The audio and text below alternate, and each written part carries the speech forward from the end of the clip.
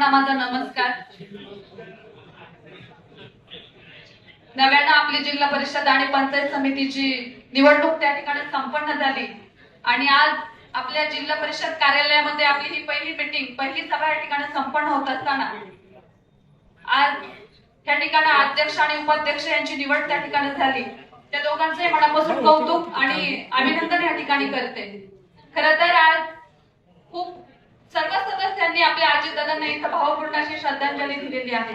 दादांबद्दल सांगायचं झालं तर एक कणखर, एक धाडसी नेतृत्व आणि कधीही निर्भीडपणे आपले विचार प्रकट करणारे, निर्भीडपणे आपले विचार मांडणारे असं हे नेतृत्व।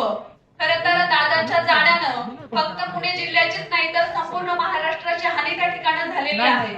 प्रचारादरम्यान आम्ही प्रचार करत होतो आणि बातमी आमच्या कानावर आली की दादा आपल्यातून गेले। अतिशय म्हणजे मनाला एक चटका देऊन जाणारी अशी गोष्ट या ठिकाणी घडलेली आहे। दादा जरी आपल्यातून गेले असले तरी एक कौतुकाची गोष्ट अशी आहे की सुनित्रा वहिनींनी त्यांच्या कारभाराची धुरा आपल्या हातात त्या ठिकाणी घेतलेली आहे।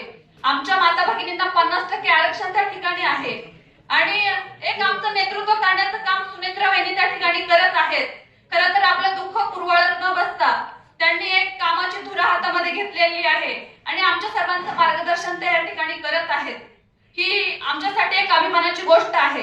मी या ठिकाणी अध्यक्ष आणि उपाध्यक्षांना एक सांगू इच्छिते की आपल्या पुणे जिल्हा परिषदेमध्ये राष्ट्रवादी शरदचंद्र पवार पक्षाची मी एकमेव अशी सदस्य या ठिकाणी निवडून आलेली आहे आणि माझ्या कळंब चांडोली गटाने जो माझ्यावर विश्वास दाखवलेला आहे, खरं तर माझी जबाबदारी त्या ठिकाणी वाढलेली आहे।